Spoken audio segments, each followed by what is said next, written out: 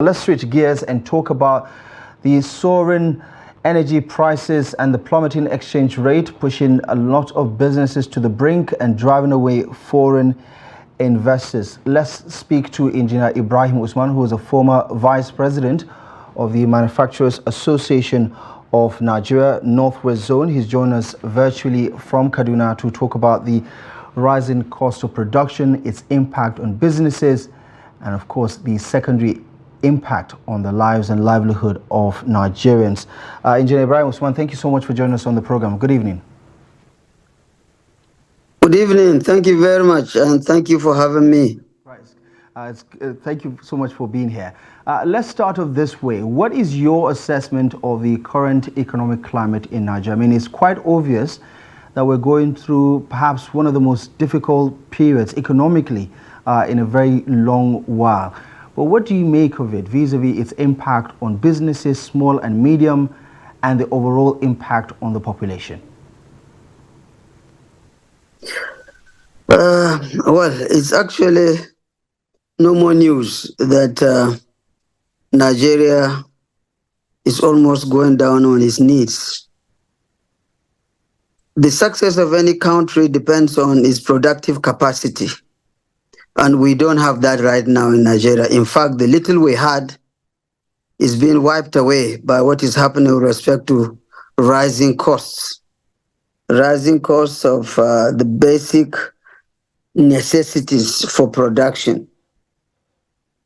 Electricity prices are going higher and higher. In other climes, electricity makes only about maybe 2-3% of their production costs.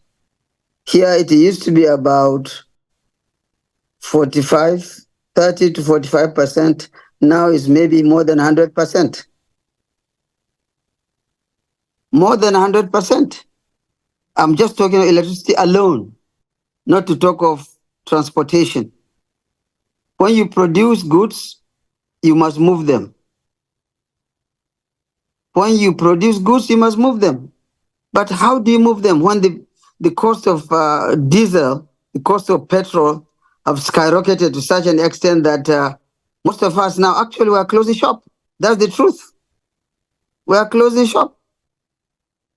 So I can tell you clearly that there are a lot of problems. This is a period of, I will say, emergency period for manufacturers. And it's not only manufacturers, it's every consumer in Nigeria is feeling it. The prices of hotels, for example, those of us who are in business, we travel a lot. And I was just discussing with some of our staff because I'm supposed to be going to Lagos for the Nigerian Energy exhibition. And I asked them, book a hotel for me. And they said, well, the hotel that you used to pay 50,000, 70,000 now is 155,000. I'm just giving you examples. These are real practical examples, and these are things that affect the manufacturers. Yeah, and engineer, in talking about what the government has done, because the Tinubu administration would say, listen, we've come up with some incentives, some palliatives for businesses that will help them stay afloat. We've also cut taxes. We've, dished out waivers and so on and so forth so that these businesses can have some wiggle room or breathing space for them to thrive. Is that not enough for businesses to actually make ends meet? That is not enough at all. For businessmen, it's not the taxes alone that will support us. It is not any palliative. What is important for us is to give us all the means of production that make life easy for manufacturers. For example, I've mentioned earlier on, I've talked of the cost of electricity. Most of us, there is no company that doesn't use its generating sets. Now, you cannot produce without electricity. You cannot produce when your road network is extremely bad. You cannot produce when you cannot take your goods, for example, by cargo from Lagos to Kano on the train. You have to hire a trailer that will cost you millions. All these add to the production costs.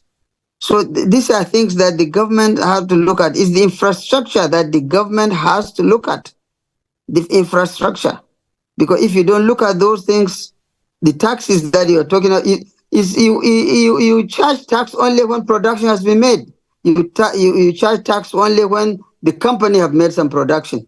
But when you create a situation whereby they cannot even produce, then the issue of tax waiver doesn't even arise. It's not important for the manufacturer any longer. What is important to him, to give him enabling environment. I wonder what you have to say about the current interest rate hikes that we've seen successfully over the past year, for instance. How do they in any way, fit into the conversation we're having right now? Because I suppose cheaper credit is good for a lot of businesses if the interest on those credits are not significant enough. But what do you make of the current interest rate hike in the country and its impact on businesses? In fact, this is the wrong time to hike an interest rate. Traditionally, even we've always been complaining. This is why there is need for, in fact, a special bank to be created for manufacturers, whereby the interest that is charged on loans to manufacturers is special interest. Because it is, don't forget, let me remind you, maybe you are not aware, that today, apart from the government itself, the biggest employers of labor today are the manufacturers. So if you kill the manufacturers, well, you are going to put more and more and more people into the labor market. Therefore, thinking about how to actually create a bank, a special bank for the manufacturers to ensure that they get credit at much, much lower interest rate. You will laugh when I tell you that many countries, the interest rate are not more than 2, 3, 4%. Yeah, we're talking of 20-something, 30-something percent. How can you thrive? How can a business run on that kind of thing? How? It's not possible. And in particular now, even the things that we are producing, the people don't even have the money to buy any longer, because everybody now, nobody has money any longer, because you are spending the money even to eat food when you find the food anyway.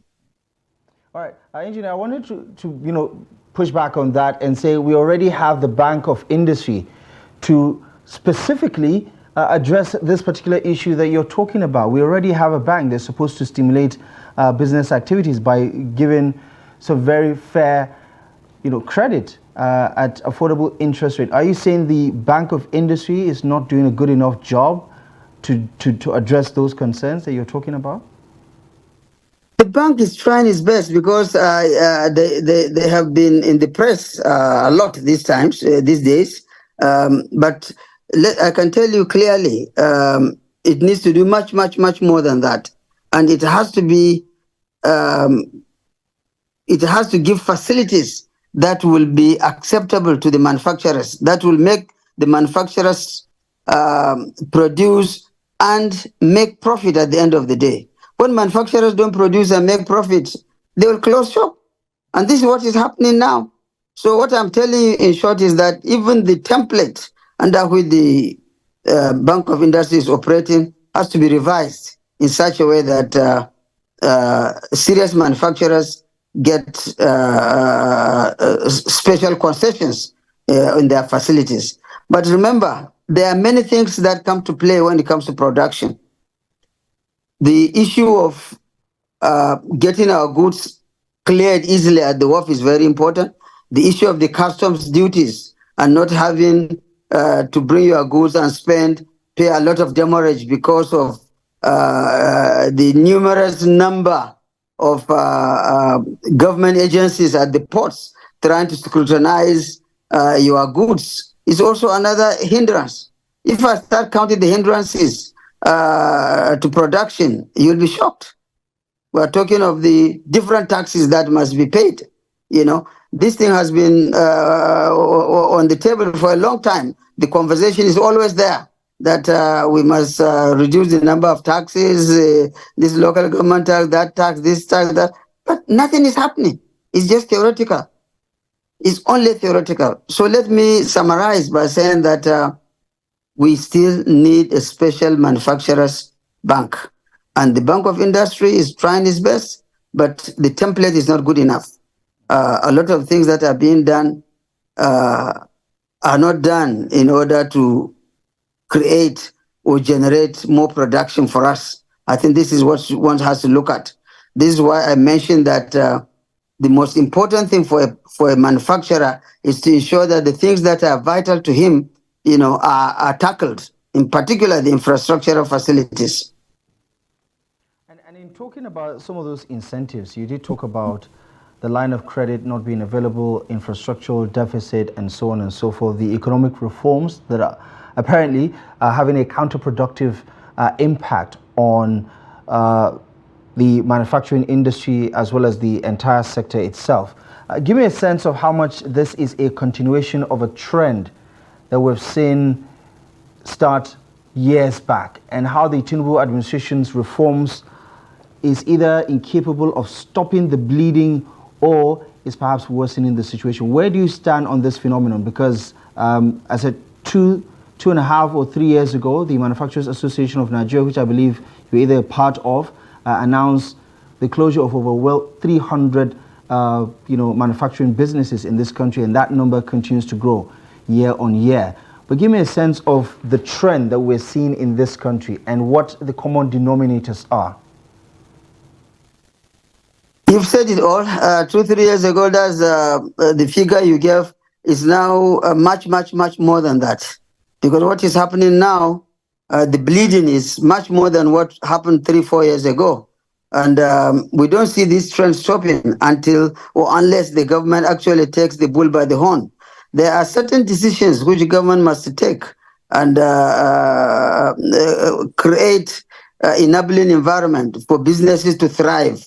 I've mentioned some of them. And the issue of even dumping, because if there is good market for us, for some of our products, if the competition with the Indian and Chinese companies are done on an equitable basis or in a manner that is fair to everybody, then there will be no problem. But it is not like that. If, for example, I can give an example.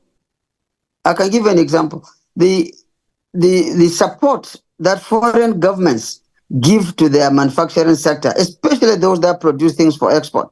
If we are having the same kind of support, it would be a different story. But we are not getting that kind of support.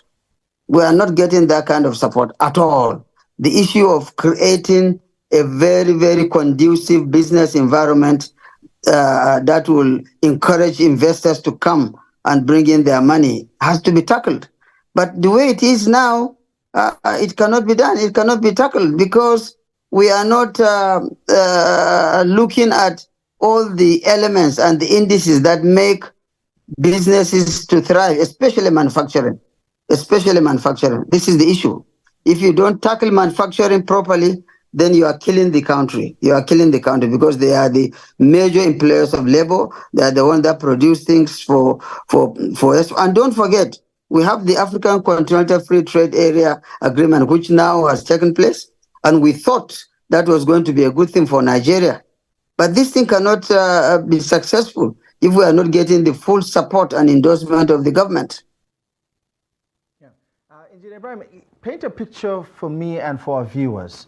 When we talk about businesses closing shop, we're obviously talking about job losses, livelihoods being upended, disruption within the supply chain, and so on and so forth. How real is it compared to, what many people are dealing with on a day-to-day basis? And what can you tell us about some of these businesses that are closing shop? I mean, what can you tell us as an insider from your understanding, the nature of the businesses that are being pushed to the brink? Some of the business that are being pushed to the brink is that when you come as a businessman, first of all, you analyze your chances of making profit. You are aware that some companies have closed shop or moved to neighboring countries. Why do you think they moved to neighboring countries? They moved there because they felt that they would make more profit in those areas. About a few weeks ago, we were discussing, because coincidentally, I happen also to be the president of the Nigerian Saudi Chamber of Commerce. So we're talking about an abattoir, a modern abattoir that a Chinese company brought. and they had the abattoir. They are supposed to start production, but the problems they faced with the state government, I will not mention which state government, with the state government, with the other authorities responsible for this, frustrated them so much that they decided to dismantle that factory and move to a neighboring country. This is extremely shameful. This was brought to my attention. I tried to intervene, but of course it was not possible. It was not possible. So the point I'm making in short is that it is real, the closure of factories, and if something is not done, it will continue to go. The number of companies that are closing shop will continue to increase, and very soon the production or the productive capacity of Nigerian manufacturers will come to the lowest ebb. Allow me note, Engineer Ibrahim Usman, former Vice President of the Manufacturers Association of Nigeria, Northwest Zone. Thank you most kindly for joining the conversation. We do appreciate you for your insight and analysis. Thank you most kindly for joining us on Daily Politics. Thank you very much for having me. Thank you. Okay, and this is, of course, our show for you tonight. Thank you most kindly for joining us. We do appreciate you for taking the time. We'll be back tomorrow live at 8 p.m. exclusive as always on Trust TV. Do well to follow us across our social media platforms just to stay in touch. You can also visit our website. We're at www.trusttv.com. My name is Abdullahi Ahmed. From myself and the rest of the team, thank you for your time and good night.